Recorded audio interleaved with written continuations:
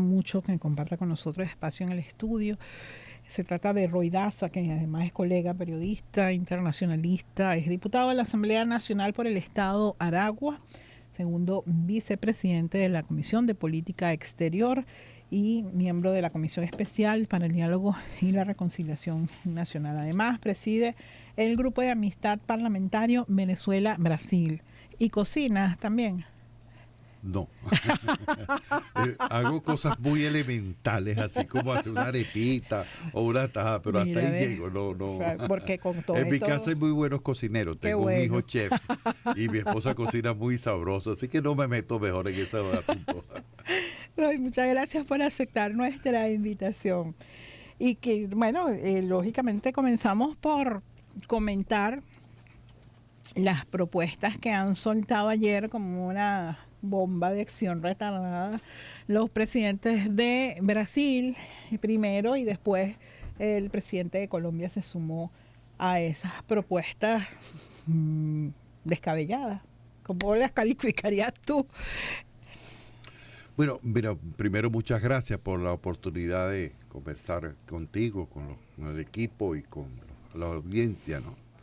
Mira, yo diría lo siguiente, que si alguna calificación habría que darle a esta proposición, es la calificación de personas que han cometido, o de dirigentes políticos muy importantes, presidentes de dos países muy importantes, que yo pienso que se han extralimitado en lo que pudiera ser una actuación positiva en búsqueda de abrir un diálogo, de abrir una conversación entre distintos factores.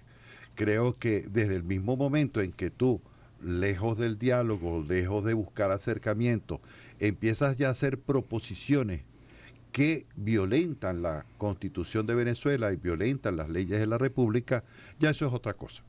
Es decir, está frente a una posición que ni siquiera el gobierno de los Estados Unidos sostiene. Que de eso podemos hablar aparte, porque ahí hay Claro, una por situación supuesto. muy particular. Pero en todo caso, la primera propuesta que hace el presidente Petro es que haya un gobierno de cohabitación y una especie de frente nacional. Para los que no entienden de esto, después de la guerra civil de los años 50, en Colombia se estableció un gobierno de frente nacional. Es decir, el Partido Conservador gobernaba tenía la presidencia y el Partido Liberal la mitad del gobierno. Y así se intercambiaban caso a caso. Y dijeron por 20 años. Bueno, yo les quiero decir a ustedes que el presidente Ahora, Petro... eso no paró la violencia en Colombia. No, todo lo contrario. Todo lo contrario. Es decir, después vino la segunda etapa de la guerra civil y después vino una tercera y después vino una cuarta. Pero, digamos, no vamos a hablar de Colombia, vamos a hablar de la posición de Petro. Gustavo Petro se alzó en armas contra el Frente Nacional precisamente porque ese modelo político impedía que una fuerza progresista, que una fuerza de izquierda, que una fuerza de carácter popular o nacionalista tuviera presencia. Y ese es el nacimiento del M-19. Y eso está muy bien explicado por Gustavo Petro en su libro sobre su vida, en el libro autobiográfico que hizo hace algunos años. Por otra parte, hay otra proposición, que es repetir las elecciones.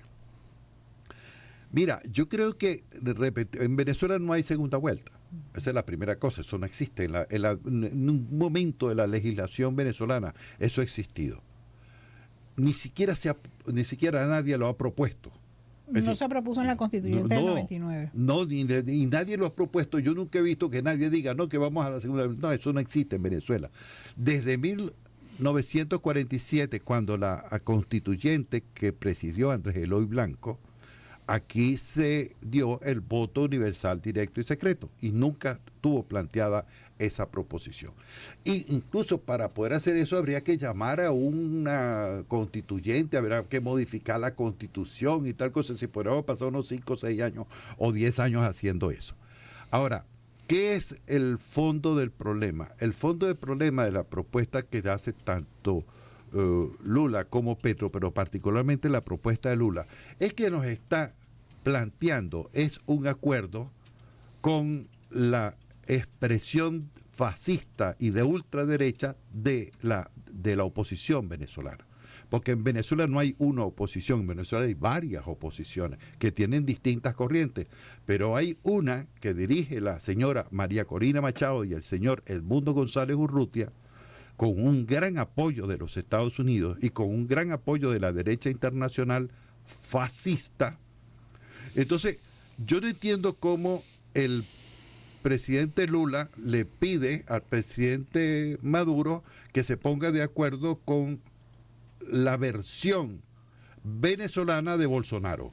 Es decir, yo le preguntaría al presidente Lula que por qué no hace un acuerdo con Bolsonaro, ¿verdad? Así es. Sí, eso no tiene mucho sentido. Y le diría al presidente Petro que, bueno, usted tendría que estar planteado un gobierno de cohabitación, ¿verdad? Fíjate que entre Uribe y ayer Petro. Eso no tiene sentido. Esas son cosas que no tienen sentido. Creo que son una precipitación, una ligereza. Ayer conversamos algunas personas sobre estas propuestas y yo decía, bueno, pero si el PT tuvo en ese una cucharada de esa medicina, porque el gobierno de Dilma Rousseff fue un gobierno de cohabitación y fue su vicepresidente, Michel Temer, el que le dio prácticamente el golpe de Estado, porque fue el que promovió el juicio político contra Dilma y después sabemos lo que es historia, ¿no? Y después puso preso a Lula. Además. Entonces, mira, no entiendo mucho. Ahora hay quienes analizan que bueno, estos dos presidentes quieren estar bien con Dios y con el diablo. Mira, yo creo que el problema es que se están... una de las cosas más terribles que puede pasar en política es que tú no seas coherente con tu planteamiento. Es decir, ¿cómo tú vas a hacer un acuerdo, en el caso de Lula, por ejemplo, con la gente que el 8 de enero del año 2023 asaltó el Congreso y asaltó las principales sedes gubernamentales en Brasilia, ¿verdad? Aduciendo que Lula había hecho trampa y que Lula había hecho un fraude masivo en las elecciones. Esa fue. Entonces, yo le preguntaría al Partido de los Trabajadores y le preguntaría al presidente Lula, y es que con esas personas ustedes van a hacer un gobierno de cohabitación. Es decir, yo creo que aquí, para empezar, en Venezuela va a haber un cambio político muy importante, un verdadero cambio político por lo siguiente, porque quedó demostrado que la opción que representa la plataforma unitaria no es una opción electoral pacífica y constitucional, es una opción de golpe de Estado, es una opción que está en contra de la Constitución y está en contra de los ciudadanos de Venezuela, de cualquier corriente y de cualquier posición que tenga, porque lo que esas personas hicieron no es un asunto de que es chavista o el que votó por uno que votó por otro, es decir, afectaron a la nación completa, afectaron a todos los venezolanos, y yo creo que ya es hora de que esa expresión de la política tenga su lugar donde lo deba tener. Y además de eso, hay una cosa que es muy importante. Acuerdo con todo aquel que quiera hacer acuerdo, pero con el fascismo no se discute. Estamos conversando con Roy Daza, periodista, internacionalista, diputado de la Asamblea Nacional por el Estado de Aragua, es segundo vicepresidente de la Comisión de Política Exterior de la Asamblea Nacional y miembro de la Comisión especial para el diálogo y la reconciliación nacional, y también preside el Grupo de Amistad Venezuela-Brasil. El presidente Nicolás Maduro volvió a referirse a las continuas injerencias, porque no se pueden llamar de otra manera, que tiene el gobierno de los Estados Unidos en los asuntos internos venezolanos, y cual dijo ayer, rechazo plena y absolutamente que el gobierno de Estados Unidos pretenda convertirse en la autoridad electoral de Venezuela. Tu comentario, cuando justamente se acercan las elecciones norteamericanas, sí. Siempre se dijo antes de las elecciones venezolanas que el escenario venezolano podía influir en las elecciones norteamericanas. Yo siempre me he preguntado cómo es que las elecciones venezolanas son el tema de conversación de todos los políticos en el continente y en España, y el que no hable de Venezuela como que no está de moda, pues. Sí, porque Digamos, por dos razones. En primer lugar, porque la democracia venezolana participativa, protagónica, nuestro planteamiento como proyecto político bolivariano, es un desafío a la oligarquía plutocrática de un sistema político que nunca ha sido democrático, como es el norteamericano. Ese es el gran problema que tiene Estados Unidos hoy en día. Y además tiene un problema coyuntural. No se sabe quién gobierna. Es decir, es un hecho de verdad insólito. Yo nunca en mi vida había visto algo así.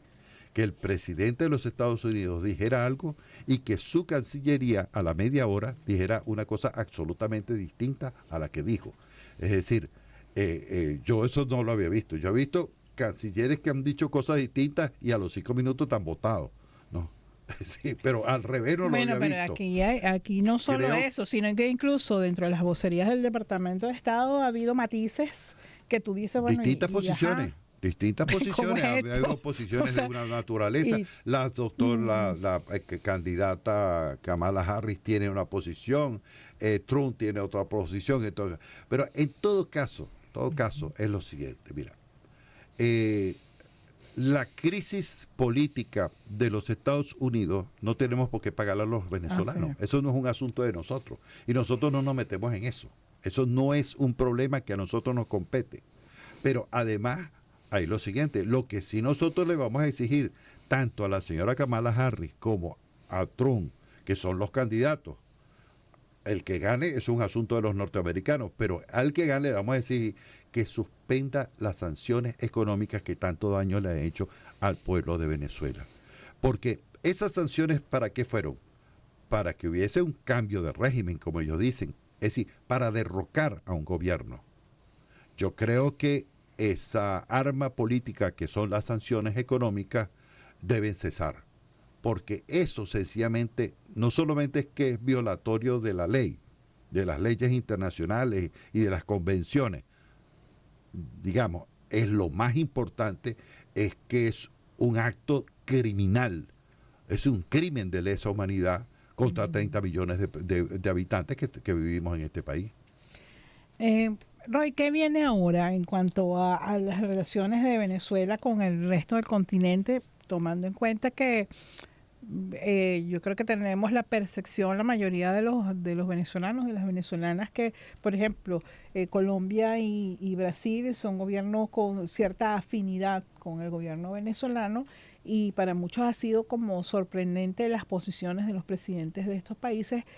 No sorprende tanto las reacciones de otros que prácticamente, inclusive algunos antes de que se diera el primer boletín oficial del Consejo Nacional Electoral, ya estaban hablando de fraude y felicitando al señor Edmundo González Urrutia. Eso, bueno, por lo menos no me sorprende a mí el señor Milei, porque yo tengo una opinión de ese señor que bueno, pues, pero bueno. En todo caso, los argentinos ahí decidieron, lamentablemente. Pero ¿qué viene ahora? Porque además yo tengo la percepción de que, por ejemplo, cuando Andrés Manuel López Obrador fue presidente de la CELAC, se volvió a avanzar en el tema de la integración, de fortalecer los organismos regionales de integración, como sobre todo la CELAC, porque UNASUR pues tiene una crisis agónica que se ha prolongado varios años. Pero quiero hacer un comentario sobre lo anterior antes de pasar a ese punto, que es el siguiente. El presidente Andrés Manuel López Obrador y la presidenta, hoy presidenta electa, Claudia Sheinbaum, han declarado lo que siempre declara la política exterior de México. Ese es un asunto de Venezuela. Y sobre el caso particular de lo que está pasando hoy en Venezuela, dijo, tenemos que esperar lo que diga el Tribunal Supremo. ¿Por qué? Porque Andrés Manuel López Obrador sabe lo que es lo que le roben unas elecciones en el 2006. Vaya que sí lo sabe. Sabe lo que le robaron las elecciones al ingeniero Cárdenas en el 88 y sabe lo que le robaron a él en el 2012. Él sabe de eso. Y llama mucho la atención, Mira, la candidata de la derecha perdió por 7 puntos en México, Xóchitl Gálvez. Xóchitl Gálvez perdió las elecciones. Y esa señora, ¿cómo se llama? Presentó, es decir, impugnó las elecciones. Así es. Yo no vi ninguna declaración de nadie que le dijera a la doctora Claudia Sheinbaum que tenía que hacer un gobierno de coalición y que tenía que volver a contar los votos y que tenía que repetir las elecciones. Nadie dijo eso. Pero además, No. si se sirve ella se como ha un dicho que detalle respeta. ilustrativo, hace apenas unos días el Tribunal Supremo Electoral de México declaró resueltas todas las impugnaciones, porque Hace no fue 3 días. una. Hace No 3 fue días. una, fueron 372 impugnaciones que se presentaron contra los resultados presidenciales en México, y el Tribunal Supremo Electoral se pasó 2 meses contestando todas y declaró ya definitivamente firme el triunfo. Claro, porque de mira, Claudia Sheinbaum. cuando tú vas al el Senado de México, hay una inscripción, hay una consigna que dice, entre los individuos como entre las naciones, el respeto al derecho ajeno es la paz. En la frase de Benito Juárez. Es una frase de Benito Juárez. Y eso es un planteamiento esencial para poder convivir, para que podamos convivir. Yo creo que sería muy bueno que el presidente Petro y el presidente Lula se leyeran a Benito Juárez. Bueno, creo que les va a tocar enviarles un ejemplar a ambos presidentes. Ahora, ¿tú crees que estos escarceos, esta diplomacia de micrófonos, porque hasta ahora todo está a nivel de los micrófonos, afecte las relaciones, tomando en cuenta, por ejemplo, con Colombia, todo lo que se ha avanzado después de que se abrieron las fronteras, que se ha avanzado en el tema comercial, en el tema de transporte, migratorio? Con Brasil también se ha avanzado en algunos convenios, sobre todo con el nordeste de Brasil. ¿Eso se puede haber afectado? Yo no creo que eso va a afectar las relaciones comerciales, en todo caso. Están afectadas las relaciones políticas, eso hay que decirlo. Es decir, están afectados porque ellos están haciendo injerencias en un asunto interno de Venezuela. Y además lo siguiente, mira, dentro de unos días va a haber una decisión del Tribunal Supremo de Justicia y va a decir lo que tenga que decir y punto. Y eso es como de obligatorio acatamiento de todos los ciudadanos de Venezuela. Creo que eso va a aclarar mucho la situación y ya no va a haber ninguna, eso es un tema que va a pasar dentro de muy pocos días, eso no hay manera de que sea de otra forma, porque es un asunto muy venezolano. Ahora, desde el punto de vista de las relaciones con América Latina, ahí pasa lo siguiente: tú no puedes aceptar bajo ningún respecto que las relaciones políticas sean determinadas por un chantaje. Tú no te puedes chantajear, jamás, ¿no? Y la otra cosa es esta, es decir, desde el punto de vista diplomático, a los países que no aceptan la decisión del Consejo Nacional Electoral, a esos países no les queda otra cosa que rectificar su posición.